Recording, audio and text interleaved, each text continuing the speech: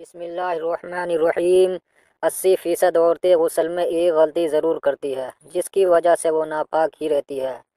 تو غسل کرنے کا صحیح طریقہ کیا ہے؟ کن صورتوں میں عورت پر غسل واجب ہو جاتا ہے؟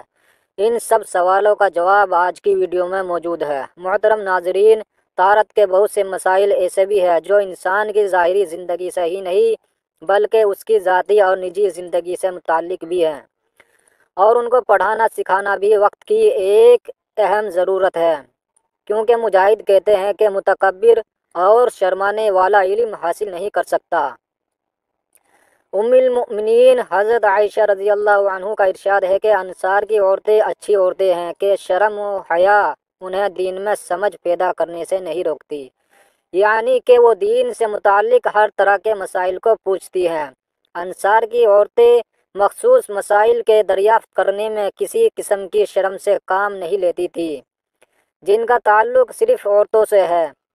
اگر وہ رسول اللہ صلی اللہ علیہ وسلم سے ان مسائل کو وضاحت سے دریافت نہ کرتی تو آج مسلمان عورتوں کو اپنی زندگی کے اس گوشے کے لیے رہنمائی کہاں سے ملتی؟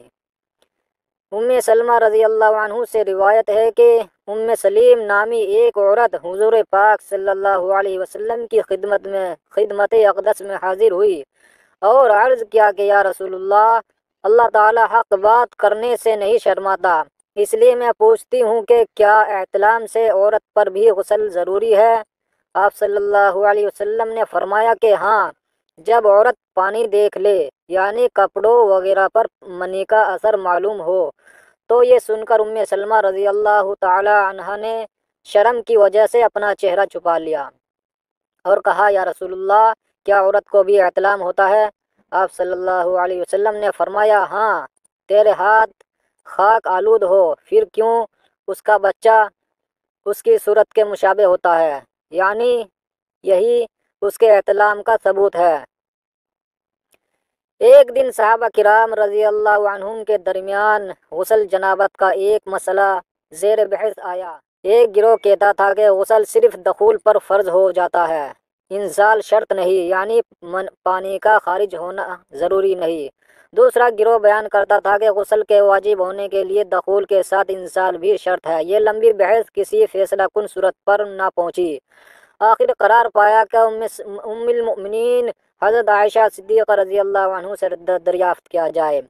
حضرت عائشہ صدیقہ رضی اللہ عنہ نے کہا کہ رسول اللہ صلی اللہ علیہ وسلم نے فرمایا، جب مرد عورت کی چار شاہوں کے درمیان بیٹھ جائے، اس کا محل ختنہ عورت کے محل ختنے کے ساتھ لگ جائے تو غسل واجب ہو جاتا ہے۔ تو مسئلہ یہ ثابت ہوا کہ صرف دخول پر ہی مرد و عورت جنبی ہو جاتے ہیں اور ان پر غسل واجب ہو جاتا ہے، انزال یعنی منی کا نکلنا شرط نہیں۔ مندرجہ ذیل چار حالتوں میں مرد و عورت پر غسل کرنا فرض ہو جاتا ہے۔ نمبر 1، منی کا اپنی جگہ سے نکل جانا، چاہے مرد ہو یا عورت۔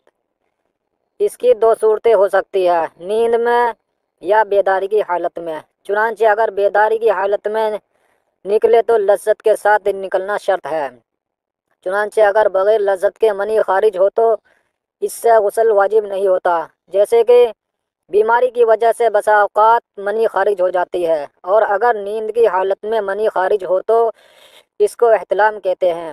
اس سے متعلق طور پر چاہے لذت محسوس ہو یا نہ ہو، غسل واجب ہو جائے گا، کیونکہ نیند میں شعور نہیں ہوتا اور کبھی کبھار لذت بھی محسوس نہیں ہوتی، لہٰذا سویا ہوا شخص بیداری کے بعد منی کے اثرات دیکھے تو اس پر غسل واجب ہے، اور اگر خواب میں دیکھا مگر منی خارج نہیں ہوئی اور نہ ہی منی کے اثرات نظر آئے تو پھر غسل واجب نہیں ہوگا۔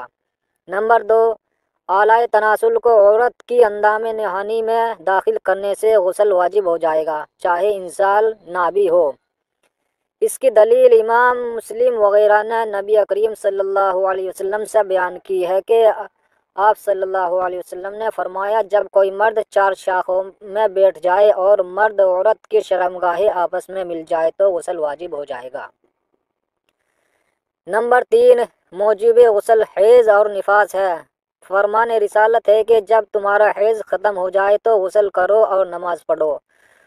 فرمان باری تعالیٰ ہے، جب وہ حیض سے غسل کرنے کے بعد پاک ہو جائے۔ نمبر 4، موت کی وجہ سے بھی میت کو غسل دینا واجب ہو جاتا ہے۔ ماں سوائے معرکے میں شہید ہونے والے شخص کے غسل کرتے وقت ایک بات کا لازمی خیال رکھنا چاہیے کہ کوئی بھی بال خشک نہ رہنے پائے۔ اگر ایک بال بھی خشک رہ گیا تو غسل نہیں ہوگا۔ اس لیے حضرت علی رضی اللہ تعالی عنہ اس طرح فرما دیا کرتے تھے تو کسی ساتھی نے حجت کر کے پوچھ لیا کہ کیا آپ کے بال اچھے نہیں ہیں؟ تو آپ رضی اللہ تعالی عنہ نے فرمایا کہ میرے بال تو بڑے خوبصورت ہیں، لیکن جب سے میں نے سنا کہ ہر بال کے نیچے جنابت ہوتی ہے تو میں ڈر گیا کہ کہیں ایسا نہ ہو کہ میں غسل کروں اور پانی نیچے نہ پہنچے۔ عورتوں کو غسل کرنے میں ایک بات کا لازمی خیال رکھنا چاہیے کہ اگر کسی عورت کے بال پہلے سے کھلے ہوئے ہوں تو تمام بالوں کا دھونا ضروری ہے، لیکن اگر کسی عورت کی چوٹی پہلے سے بندھی ہوئی ہے اور اسے غسل جنابت کی ضرورت پیش آ جائے تو اس پر چوٹی کھولنا ضروری نہیں ہے، بلکہ بالوں کی جڑوں تک پانی پہنچانا کافی ہے۔ سیدہ ام سلمہ رضی اللہ عنہ فرماتی ہے کہ میں نے عرض کیا، یا رسول اللہ، میں اپنے بال یعنی مینڈھیوں کی شکل میں باندھ لیتی ہوں، کیا غسل جنابت کے موقع پر ان کو کھولوں؟ ایک اور روایت میں ہے، حیض سے فارغ ہو کر غسل کے وقت کے الفاظ ہیں۔ آپ صلی اللہ علیہ وسلم نے فرمایا، نہیں، کھولنے کی ضرورت نہیں، بس تیرے لیے یہی کافی ہے کہ تو اپنے سر پر 3 چلو پانی بہا دیا کر۔ صحیح مسلم اور مسند احمد میں ہے کہ سیدہ عائشہ رضی اللہ تعالی عنہا کو کسی ذریعے سے اطلاع ملی کہ سیدنا عبداللہ بن عمر عورتوں کو غسل جنابت و حیض کے وقت سر کے بال کھولنے کا حکم دیتے ہیں۔ اس پر سیدہ عائشہ رضی اللہ تعالی عنہا نے فرمایا، ابن عمر پر تعجب ہے کہ وہ غسل کے وقت عورتوں کو بال کھولنے کا حکم دیتے ہیں تو وہ ان کو سر منڈوانے کا حکم کیوں نہیں دیتے، یعنی کہ اس سے بہتر ہے کہ وہ عورتوں کو سر منڈوانے کا ہی حکم دے دے۔ میں اور نبی کریم صلی اللہ علیہ وسلم ایک ہی ٹب نما برتن میں غسل کر لیا کرتے تھے اور میں سر پر صرف 3 بار پانی ڈال لیا کرتی تھی اور غسل جنابت میں سر کے بال کھولنے کی ضرورت نہیں سمجھتی تھی۔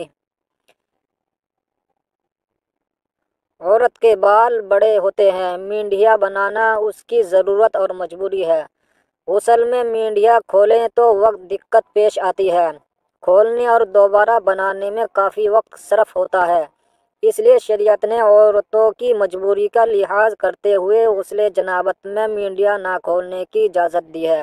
البتہ اتنا ضروری ہے کہ سر پر پانی ڈال کر بالوں میں انگلیاں پھیری جائے تاکہ سر کی کھوپڑی اور بالوں کی جڑیں تر ہو جائے۔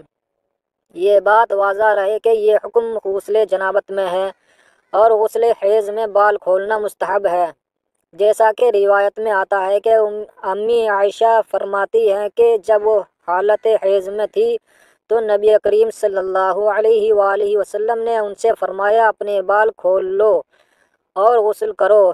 سنن ابن ماجہ۔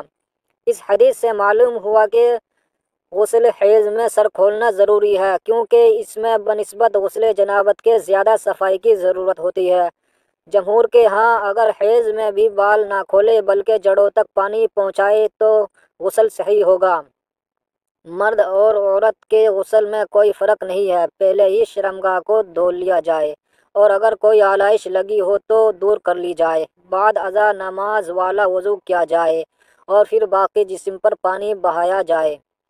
اس طرح کی اسلامی معلوماتی ویڈیوز دیکھنے کے لیے چینل کو سبسکرائب کر لے اور کمنٹ سیکشن میں اللہ تعالیٰ کا پیارا نام العلیم ضرور ٹائپ کرے، جس کا مطلب ہے سب کچھ جاننے والا۔ اللہ عمل کرنے کی توفیق عطا فرمائے، آمین۔